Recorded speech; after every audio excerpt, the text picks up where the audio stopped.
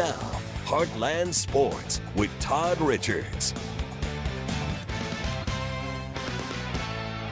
Hi again, everyone. A huge Tuesday night doubleheader for the SEMO men's and women's basketball teams at UT Martin. Let's go ahead and check out the men's action. A thriller to low-scoring game in the first half, playing for first place. UT Martin with a one-game lead. Brendan Terry goes in and gets the basket, and the Redhawks using that inside power against them. And Martin trying to look for answers, trying to figure this thing out. Pedro Santos, a little flick right there, goes in. Nice basket. He gets the two, but back at the other end, it's Terry with the dunk and the foul. Listen to the halftime score, 26-16, SEMO. So here we go. We're dialing into the second half. What a crazy second half it was, too. Marquise Bell, he gets the basket, the foul. They had the lead 47-44. Later, 47-45. It looks like SEMO's got it, but UT Martin with the steal. They tie the game, and it would go to overtime. Deadlocked at 47, so here we go.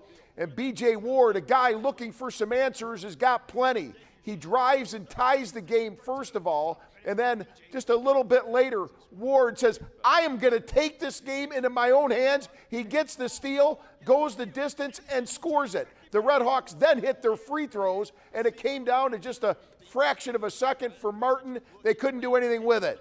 SEMO wins a huge game, 56-53, both teams tied for first in the OVC. All right, next up, the women's matchup. A huge game for the women as well. They need to beat Martin, kind of stay alive for that 8th playoff spot. Lexi McCulley with the basket. Redhawks down 3.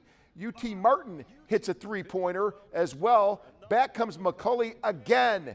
She was red hot and then hits one from out here. Redhawks go on and get the win. We'll put that one up there for you, 62-52. They're within a half game of SIUE for the 8th and final spot in the OVC tournament.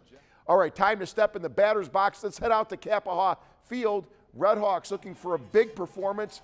And I'll tell you what, they had to face Mark McGuire's son. Of course, the former Cardinal greats, his son Max McGuire hits this homer in the second inning. It was 1-0.